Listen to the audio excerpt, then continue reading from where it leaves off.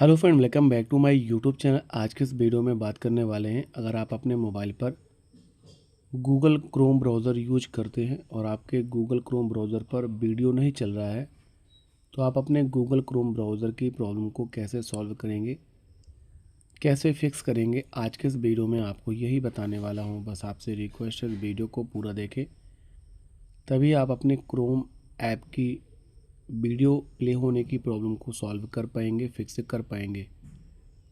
Google Chrome app पर video play नहीं हो रही है, इस प्रॉब्लम को सॉल्व करने के लिए सबसे पहले आपको अपने गूगल क्रोम ऐप के ऊपर लॉन्ग प्रेस करेंगे, मोर फीचर में क्लिक करके ऐप इन्फो में क्लिक करेंगे, परमिशन में क्लिक करके सभी परमिशंस को अलाउ करेंगे।